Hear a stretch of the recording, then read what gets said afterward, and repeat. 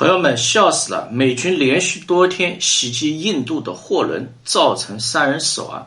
阿三现在那是全员愤怒。我们来看相关报道。2026年6月8号到9号，美军在阿曼湾连续发起2轮军事打击，目标都是为悬挂帕劳国旗，实际呢由印度企业运营搭载全印度籍船员的民用油轮。6月8号呢，美军率先袭击了马里维克斯号油轮，击中了船体，导致呢船只失能，所幸船上24个印度船员全部获救，未造成人员伤亡。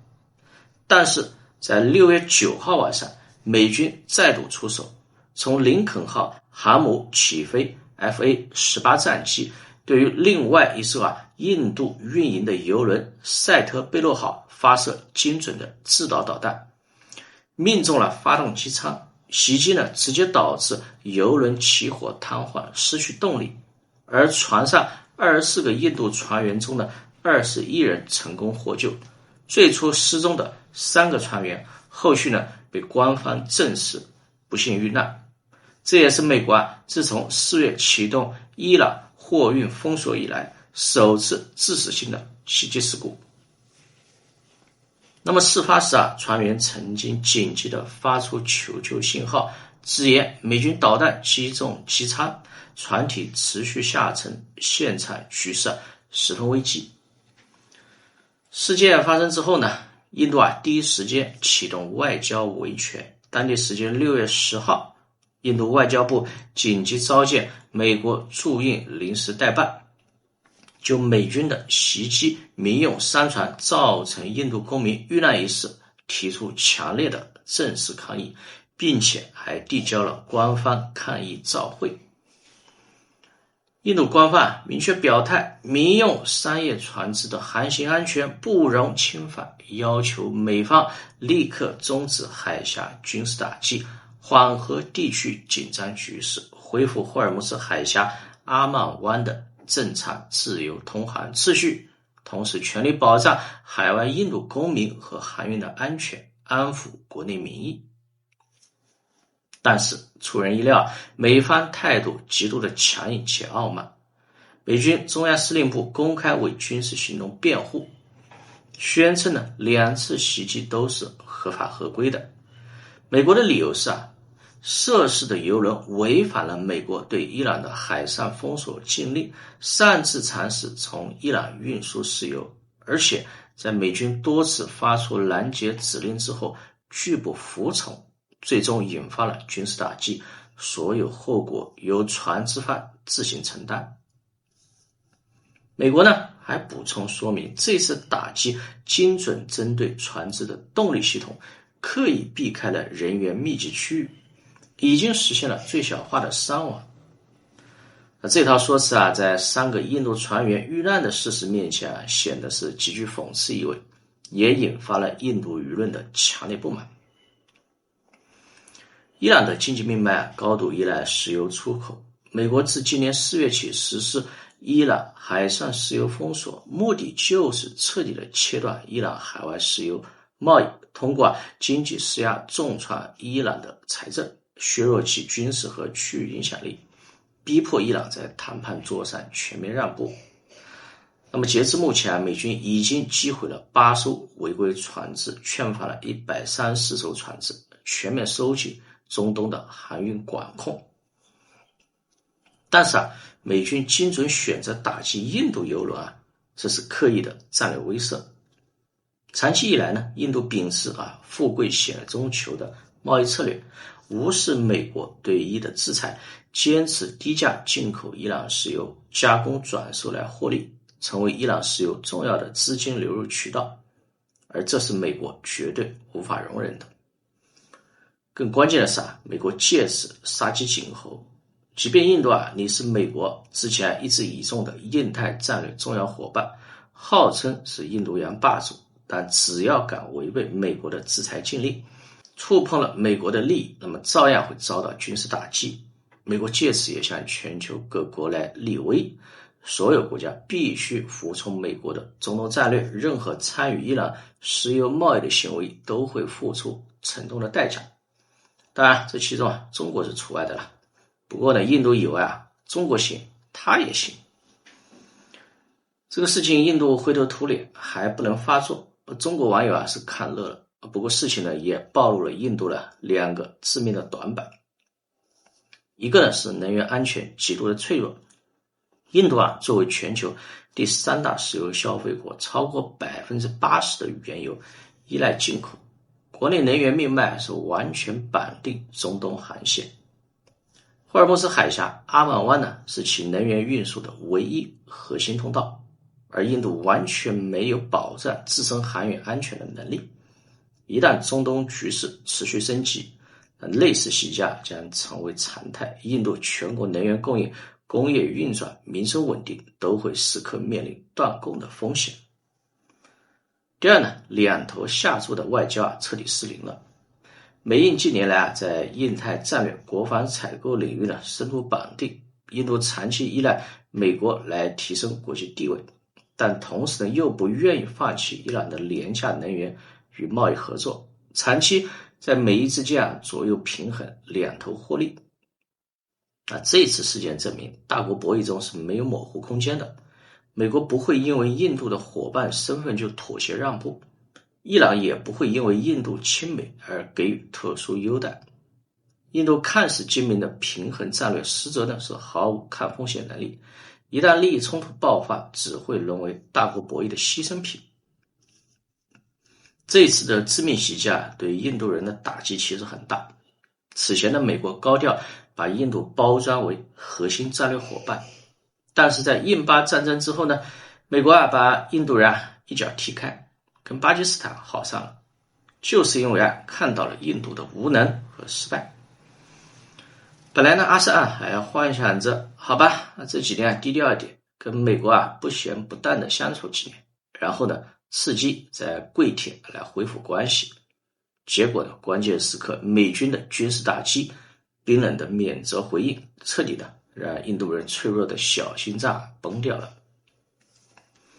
可是呢，崩掉就崩掉全世界没有谁会在乎的。毕竟弱肉强食这是世界真相，也只有一天到晚被莫迪洗脑的嘎三搞不清楚状况，在那里意淫。如果他们一直这么进行下去，把莫迪的淫学进行到底，那么以后这种事情还没完，一定是精彩纷呈的。吃瓜群众拭目以待就好。Iran's military has announced a closure of the Strait of Hormuz, warning that any vessel attempting to transit the waterway will be targeted. Iran said the decision was taken due to security threats in the waterway. It also accused America of repeatedly violating a ceasefire. But the United States Central Command disputed the claim. The command said commercial ships continue to transit through the waterway. Meanwhile, Iranian media reported that 2 ships were also fired upon, although CENTCOM said no US warships have been struck in the Strait of Hormuz. The escalation has directly impacted India. On Wednesday, India summoned US Charge d'Affaires Jason Meeks in capital New Delhi. Additional Secretary Nagaraj Naidu registered India's strong protest over the attack. We condemned the attack on the commercial vessel Setabelo off the coast of Oman earlier today. Of the 24 Indian crew on board, 21 Indians have been rescued thus far and 3 Indians are reportedly missing. Our embassy in Oman is closely monitoring the situation and proactively coordinating with the Omani authorities in the ongoing search and rescue operation. This summon comes after a Palau-flagged tanker called the Setabelo was struck off the coast of Oman on June 9th. The vessel, a chemical and oil products tanker, reported an engine room fire approximately 20 nautical miles northeast of Sohar port. The ship had a total crew of 28 people, including 24 Indians. India's Ministry of External Affairs had earlier said that 21 Indian sailors were rescued and 3 others were reported missing. But today, the Forward Seamen's Union of India said 2 of the missing Indians have been declared dead, with the latest remaining still missing. Following the attack, the Omani Navy responded to the distress call. It launched a search and rescue operation. And in its statement, India's Ministry of External Affairs said the continuing attacks on shipping are deeply worrisome. It said the incidents are a direct result of the ongoing conflict. India also called for immediate de-escalation of tensions. It urged all sides to pursue a diplomatic solution. New Delhi said the targeting of commercial shipping must end. It also said attacks on civilian infrastructure must stop. India further called for the restoration of free and unimpeded navigation. It said international waterways must remain open for commerce. The US Central Command later confirmed it had targeted the Cetabello. The strike took place around 11 p.m. GMT on June 9th. Washington said the action was part of its maritime blockade against Iran. According to the US military, an American aircraft fired precision munitions at the ship's engine room. Meanwhile, British maritime security firm Ambrey commented on the incident. It said the strike was likely linked to US operations targeting Iran-related shipping.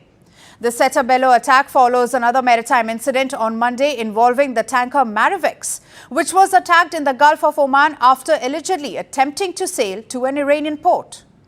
The ship MT Marivex was disabled off the coast of Oman. We have learned that it is a Palau flagged vessel. We also understand there was some exchange of communication between the ship and the US Navy before the incident. There were 24 crew members on board the ship, all of them being Indian nationals. The Strait of Hormuz is one of the world's most critical energy corridors. The United States began a blockade of Iran-related shipping in April after Tehran imposed severe restrictions on maritime traffic through the strait. Since then, tensions have remained high. Global shipping routes now lie at the mercy of military conflict in West Asia. With 2 Indians confirmed dead and 1 still missing, the cost of escalation has moved beyond statistics, and de-escalation can no longer wait. Madam President, I congratulate Colombia for assuming presidency of the Security Council for the month, and thank you for convening today's open debate. I also thank the briefers for their insightful remarks.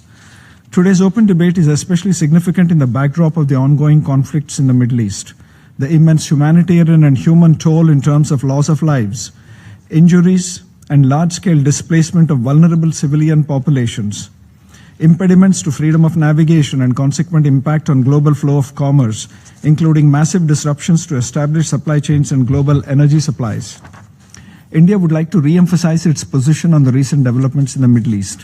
First, we express our deep concern at the conflict in Iran and the Gulf region that unfortunately began in the holy month of Ramadan, and urged all sides to exercise restraint, avoid escalation, and prioritize the safety of civilians. The intensification of the conflict and its spread to other nations have evoked great anxiety. The mounting destruction and deaths and cessation of normal life and economic activities have deeply impacted India, a proximate neighbor with critical stakes in the security and stability of the region. There are almost 10 million Indian citizens who live and work in the Gulf region. Their safety and well-being are of utmost priority to us. Our trade and energy supply chains are dependent on stability in the region, and any major disruption has serious consequences for the Indian economy. India is also firmly opposed to attacks on merchant shipping, as many of our nationals are prominent in its global workforce. Many Indian nationals have lost their lives or are missing as a result of attacks against countries of the region and against merchant vessels and sea lanes of communication. In this background, India strongly reiterated its call for dialogue and diplomacy, avoiding impeding freedom of navigation and commerce, avoiding military targeting of commercial shipping, avoiding targeting of civilian population and infrastructure, and seeking an early end to the conflict. India expressed its support to all efforts aimed at peaceful resolution of issues.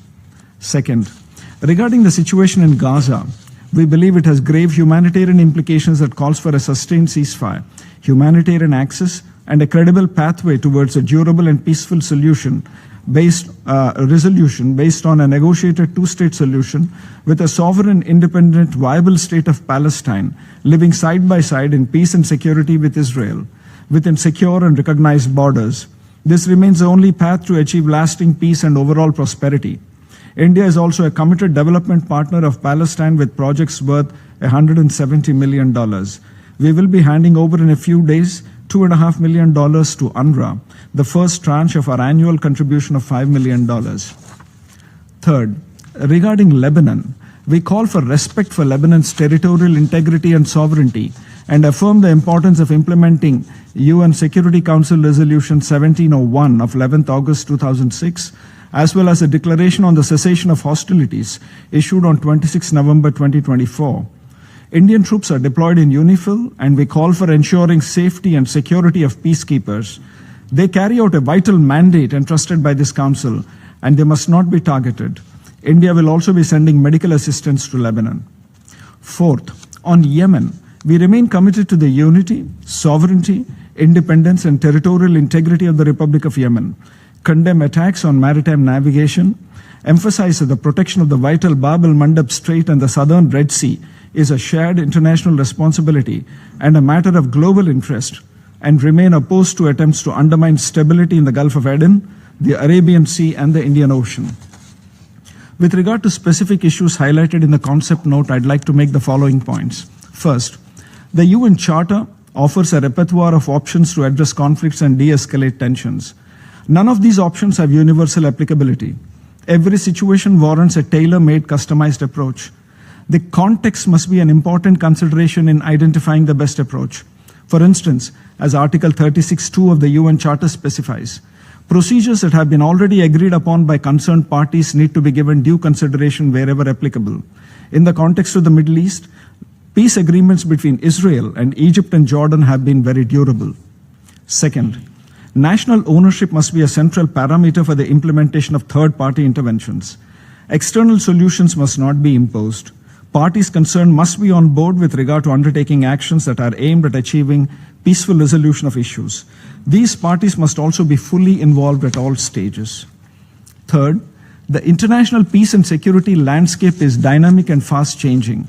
There are growing complexities due to economic crises and de-development, demographic challenges, supply chain disruptions, rising terrorism impulses, and increasing risks from emerging technologies. The UN must remain agile and equipped to deal with contemporary and future challenges. Fourth, the biggest casualty of all conflicts and disputes is human welfare and well-being, especially of vulnerable groups such as women and children. Any intervention must therefore attach centrality to alleviating human suffering. There must be a human-centric approach towards all efforts that endeavor to resolve disputes and address conflicts. Fifth, mediation frameworks once created are not fit for purpose forever. If they fail to fulfill their mandated tasks and new realities emerge that make such earlier frameworks redundant, we must adapt and continue our efforts in tune with the new realities. For example, the Palestine issue is replete with outdated mediation frameworks that are not relevant in today's context. Today's Gaza Peace Plan and the Board of Peace framework are very distinct as compared to earlier frameworks. Finally, the UN is facing questions related to legitimacy, credibility, and efficacy. Raging conflicts in different parts of the world and the immeasurable human suffering are driving factors. The perception about this organization has changed considerably among the world's citizenry due to its inability to address conflict situations. A primary reason has been an 8-decade-old outdated architecture of the Security Council, the principal UN organ that is tasked with maintenance of international peace and security. Implementing real reforms through expansion of both the permanent and non-permanent categories in accordance with today's geopolitical realities is vital to UN's continued relevance and future. The UNSC has to be fit for purpose. Madam President, in conclusion, India would like to stress that the people across the Middle East deserve sustained peace and normalcy. India stands fully ready to contribute towards realizing this goal in order to secure peace, prosperity, and well-being of the people of the region and beyond. I thank you, Madam President.